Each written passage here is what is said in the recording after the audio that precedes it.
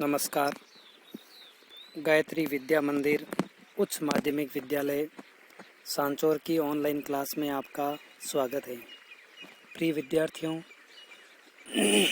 आज हम कक्षा 12 विषय इतिहास में अध्याय 5 में 1857 की क्रांति का विस्तार और उसके प्रमुख नायकों के बारे में अध्ययन है वो करेंगे।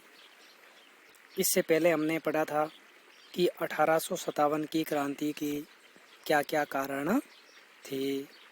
तो देखिए, हम सबसे पहले देखते हैं क्रांति का विस्तार एवं प्रमुख नायकों के बारे में।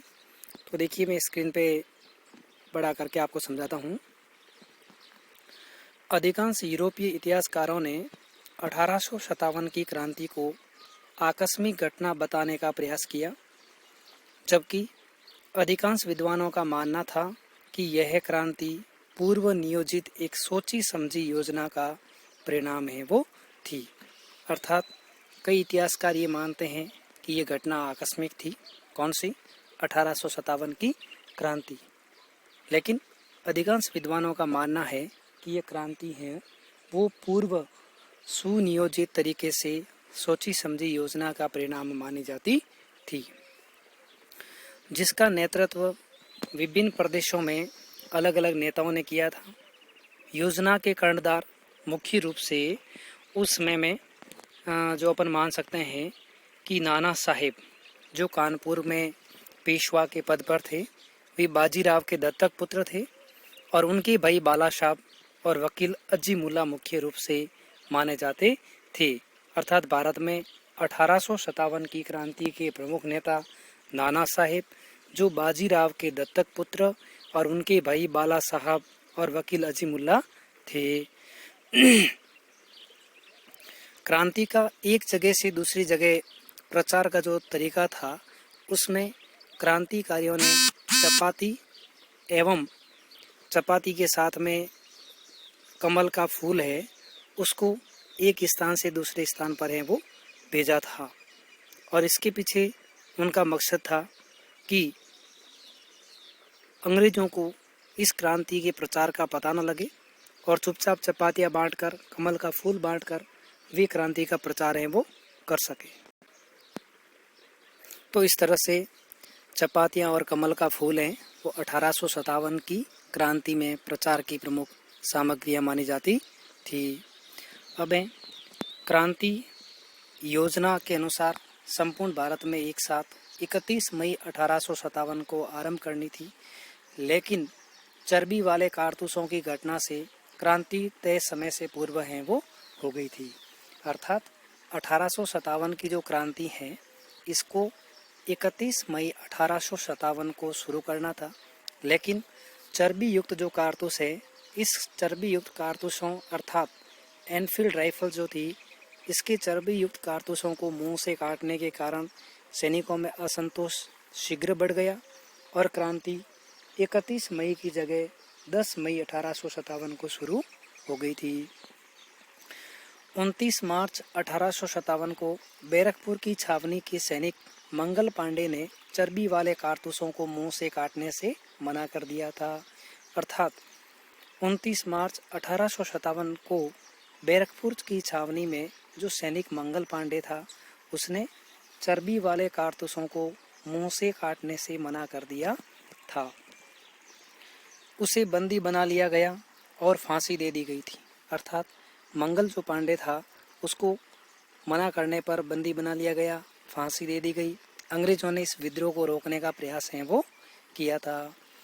यह इस संघर्ष का प्रथम बलिदान था। मेरठ में 85 सैनिकों ने इन कारतूसों को प्रयोग करने से मना कर दिया और परिणाम स्वरूप उन्हें कैद कर कारावास का दंड है वो दिया गया था।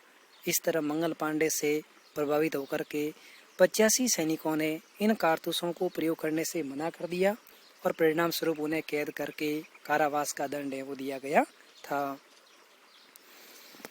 10 मई 1857 को सैनिकों ने विद्रोह कर सभी कैदी सैनिकों को मुक्त करवा लिया और वे दिल्ली की ओर है वो चल दिए।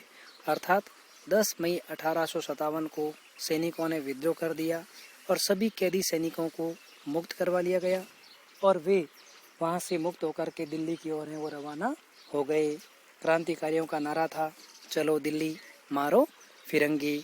और वे सब दिल्ली में इसलिए जा रहे थे क्योंकि 1857 की क्रांति केवल एक हिंदुओं का या मुसलमानों का आंदोलन नहीं था, अपितु भारत के सर्व जनमानस का आंदोलन था। और हिंदू और मुसलमान दोनों ये मानते थे कि अंग्रेज़ों के शासन की बजाय तो हमारे यहाँ पर जो मुग़लों का शासन चला आ रहा था वही अच्छा था। और इसलिए उन्होंने बहादुर शाह जफ़र को अपनी क्रांति का नेता है वो चुन लिया। अब देखिए दिल्ली, बहादुर शाह जफ़र। तो क्रांतिकारियों ने 12 मई को दिल्ली पर अधिकार कर लिया और मुग़ल सम्राट बहादुर शाह द्वितीय ने क्रांतिकारियों का नेतृत्व करना स्वीकार कर लिया और उसे भारत का सम्राट घोषित किया गया। अर्थात बहादुर शाह जफ़र जो उस समय दिल्ली के मुग़ल शासक थे, लेकिन वे नाम मात्र के थे। क्रांतिकारियों ने 12 मई को जब दिल्ली पर अधिकार कर लिया और उन्होंने बहादुर शाह जफ़र को अपनी क्रांति का नेता घोषित कर दिया और बहादुर शाह ने भी बिना मन के भी या उस समय की स्थितियों को देखते हुए उनका नेतृत्व है वो स्वीकार कर लिया था। उसे भारत का सम्राट घोषित किया गया। इस समय लेफ्टिनेंट विलोबी ने क्रांतिकारियों का कुछ प्रतिरोध किया लेकिन पराजित हुआ और भाग निकला। सत्ता के प्रतीक के रूप में दिल्ली पर अधिकार के साथ ही इसे 1857 की क्रांति का आरंभ माना जाता है और विद्रोह शीघ्र ही उत्तरी और मध्य भारत में है वो फैल गया। अर्थात विद्रोह धीरे धीरे उत्तरी भारत और मध्य भारत में फैल गया और भारतीय नरेशों को संग्राम में सम्मिलित होने के लिए पत्र लिखे गए थे। अर्थात जितने भारतीय राजा थे उनको इस स्वतंत्रता संग्राम में सम्मिलित होने के लिए है वो पत्र लिखे गए थे। लखनऊ, इलाहाबाद, कानपुर, बरेली, बनारस, बिहार के कुछ क्षेत्र, झांसी और कुछ अन्य प्रदेश सभी में विद्रोह हो गया। लॉर्ड कैनिंग ने शीघ्र ही क्रांति के दमन की योजना बनाई। भारतीय नरेशों व नेताओं के आपसी सामंजस्य की कमी का लाभ अंग्रेजों ने उठाया और दिल्ली पर मात्र 5 दिन में ही अंग्रेजों ने अधिकार है वो कर लिया और दिल्ली की जनता से प्रतिशोध लिया गया। दिल्ली में क्रांति का वास्तविक नेतृत्व बहादुर शाह जफ़र के सेनापति बख्त खां ने किया। सम्राट को बंदी बना लिया गया और निर्वासित कर रंगून भेज दिया गया और जहां 1862 में सम्राट की है वो क्या हो गई, मृत्यु हो गई। अर्थात दिल्ली को एक बार तो क्रांतिकारियों के अधीन ले लिया गया था, लेकिन कुछ समय बाद अंग्रेजों ने अपनी सेना के माध्यम से पुनः दिल्ली को मुक्त करवा दिया और दिल्ली में क्रांति का वास्तविक नेतृत्व है वो बहादुर शाह जफ़र के सेनापति बख्त खां ने वो किया था और सम्राट को बंदी बना लिया गया और उस सम्राट को निर्वासित करके रंगून भेज दिया गया और जहां 1862 में उसकी मृत्यु है वो हो गई थी। अब हम देखते हैं अवध में विद्रोह। उस समय अवध के अंदर बेगम हजरत महल का शासन था और बेगम हजरत महल अवध में अपना शासन है वो चला रही थी। तो देखिए लखनऊ में विद्रोह 4 जून को आरंभ हुआ था। बेगम हजरत महल ने अपने अल्पवयस्क पुत्र को नवाब घोषित कर अंग्रेजों के विरुद्ध संघर्ष आरंभ कर दिया। जमींदारों, किसानों और सैनिकों ने साथ दिया और अंग्रेज रेजिडेंसी में आग लगा दी, जिसमें रेजिडेंस हेनरी लॉरेंस है वो मारा गया था। अर्थात इनके कहने का अर्थ है ये है कि उस क्षेत्र में जहाँ पर अवध के अंदर बेगम हजरत महल का शासन था और बेगम हजरत महल ने लखनऊ के अंदर जो 4 जून को है वो अंग्रेज़ों के खिलाफ मोर्चा खोल दिया और इस 4 जून में जो बेगम हजरत महल है उसके अल्पवयस्क जो पुत्र था उसको उन्होंने नवाब घोषित कर दिया और अंग्रेज़ों के विरुद्ध है वो क्रांतिकारियों ने संघर्ष शुरू कर दिया। जमींदारों, किसानों और सैनिकों ने साथ दिया और अंग्रेज रेजिडेंसी में आग लगा दी गई और जिसमें रेजिडेंट हेनरी लॉरेंस है वो मारा गया था। अर्थात जो रेजिडेंट हेनरी लॉरेंस है उसकी है वो क्या हो गई थी, मृत्यु हो गई थी। अब देखिए इस तरह से भारत के अंदर एक के बाद एक जो मतलब आंदोलन है वो शुरू हो गए थे। अब हम देखते हैं जनरल हेवलॉक और आउट्रम को भी सफलता नहीं मिली और ऐसी परिस्थितियों में सर कॉलिन कैम्पबेल ने गोरखा रेजिमेंट की सहायता से पुनः लखनऊ पर अधिकार कर लिया। अर्थात लखनऊ में क्रांतिकारियों का नेता बेगम हजरत महल थी और उसने अपने अल्पवयस्क पुत्र को शासक घोषित करते हुए क्रांतिकारियों का है वो सहयोग किया था। और अंग्रेज़ों व किसानों के बीच में जो क्रांतिकारियों के बीच में जो झड़प हुई थी उसमें रेजिडेंट हेनरी लॉरेंस मारा गया था। फिर उसके बाद हेवलॉक और आउट्रम को भी सफलता नहीं मिली और फिर कॉलिन कैम्पबेल ने गोरखा रेजिमेंट की सहायता प्राप्त की थी, अधिकार किया था। अब हम देखते हैं कानपुर में। तो कानपुर में नाना साहब और तात्या टोपे ये दोनों महत्वपूर्ण थे। नाना साहब जो पेशवा मराठा पेशवा थे उनके वारिस माने जाते थे और उनके सहयोगी थे तात्या टोपे। तात्या टोपे का 1857 की क्रांति में महत्वपूर्ण योगदान है और तात्या टोपे की फांसी की सज़ा पर मेवाड़ के मेजर शावर्स ने कहा था कि तात्या टोपे को जो फांसी की सज़ा अंग्रेज हुकूमत दे रही है उसके बारे में आने वाली पीढ़ियाँ पूछेगी कि इनको किस कारण से फांसी की सज़ा दी गई है। तो यही तात्या टोपे थे। तो देखिए, नाना साहब ने अपने दक्ष सहायक तात्या टोपे और अजी मुल्ला के सहयोग से 5 जून 1857 ईस्वी को कानपुर अंग्रेज़ों से मुक्त करा लिया। सर कॉलिन कैम्पबेल के नेतृत्व में अंग्रेज़ों ने पुनः दिसंबर में अधिकार कर लिया। तात्या टोपे बच निकले और झांसी की रानी से है वो जा मिले थे। अर्थात नाना साहब ने अपने दक्ष सहायक तात्या टोपे और अजी मुल्ला के सहयोग से 5 जून 1857 ईस्वी को कानपुर अंग्रेज़ों से मुक्त करा लिया गया। सर कॉलिन कैम्पबेल के नेतृत्व में अंग्रेज़ों ने पुनः दिसंबर में अधिकार कर लिया। तात्या टोपे बच निकले और झांसी की रानी से हैं वो जा मिले थे। अब हम देखते हैं झांसी की रानी लक्ष्मीबाई। जून 1857 के आरंभ में सैनिकों ने झांसी में भी विद्रोह कर दिया। हीरोज ने झांसी पर आक्रमण कर पुनः उस पर अधिकार कर लिया। पराजित होने पर लक्ष्मीबाई कालपी पहुंची और तात्या टोपे के सहयोग से ग्वालियर पर अधिकार है वो कर लिया। जून 1858 में अंग्रेजों ने पुनः अधिकार कर लिया। रानी लक्ष्मीबाई वीरतापूर्वक लड़ते हुए वीर गति को प्राप्त हुई और तात्या टोपे भागने में है वो सफल हुए।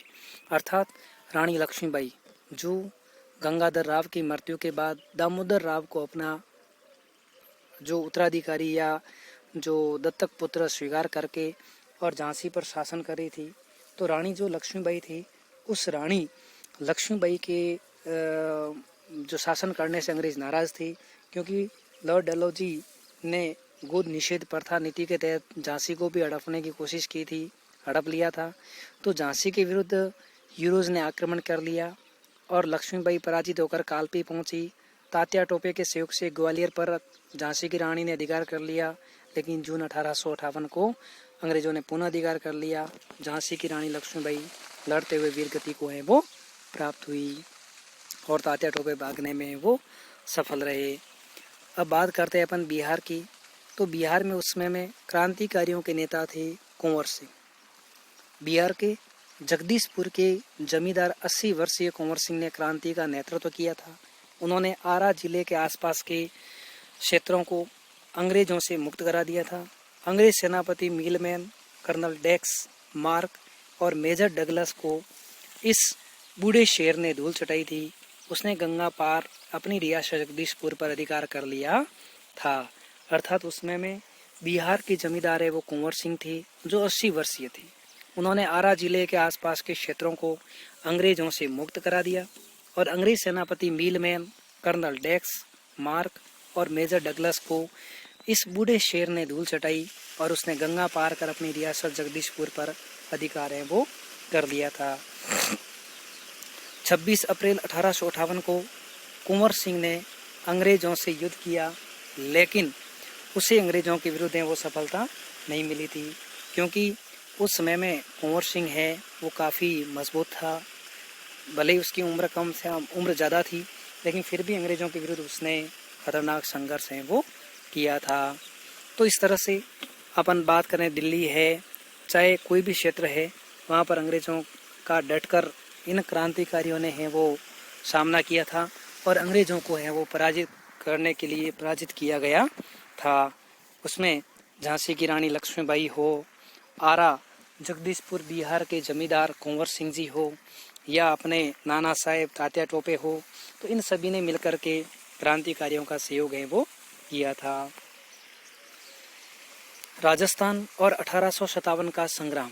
तो देखिए राजस्थान में बीकानेर, जयपुर, उदयपुर, अलवर, डूंगरपुर, बांसवाड़ा, कोटा, बूंदी, धौलपुर, जैसलमेर और सिरोही के शासकों की सहानुभूति अंग्रेजों के प्रति थी, लेकिन राजस्थान की वीर भूमि में स्वतंत्रता प्रेमियों की कोई कमी नहीं थी। अर्थात उस समय में बीकानेर, जयपुर, उदयपुर, अलवर, डूंगरपुर, बांसवाड़ा, कोटा, बूंदी, धौलपुर, जैसलमेर और सिरोही के शासकों की सहानुभूति अंग्रेजों के प्रति थी, लेकिन राजस्थान की वीर भूमि में स्वतंत्रता सेनानियों की कमी नहीं थी। अर्थात हमारे यहाँ के कुछ शासकों ने अंग्रेजों का सहयोग किया था, लेकिन उसके बावजूद भी हमारे यहाँ पर कई ऐसे क्रांतिकारी थे जो अंग्रेजों के विरुद्ध हैं वो एकजुट थे। आउवा के ठाकुर खुशहाल सिंह सहित नसीराबाद, नीमच, एरनपुरा के अंग्रेज सैनिक छावनियों में क्रांति का बिगुल बजाया और मेवाड़ में जनता ने क्रांतिकारियों को सहयोग किया, तो वहीं कोटा में विद्रोह ने उग्र रूप धारण कर लिया। लाला जयदयाल और तहसीलदार मेहराब खां के नेतृत्व में क्रांतिकारियों ने कोटा के महाराजा राम सिंह को बंदी बना लिया एवं उनके साथ साथ मेजर बर्टन व उसके 2 पुत्रों को मौत के घाट है वो उतार दिया था। ठाकुर खुशहाल सिंह ने अंग्रेज रेजिडेंट मेक मोशन की गर्दन अलग करके आउवा के किले पर लटका दी, लेकिन अंग्रेज सेना ने शीघ्र ही आउवा पर अधिकार कर लिया और आमजन ने इस क्रांति में अभूतपूर्व साहस का परिचय दिया, लेकिन उचित नेतृत्व व शासकों के असहयोग से विद्रोह सुव्यवस्थित और सफल है वो न हो सका।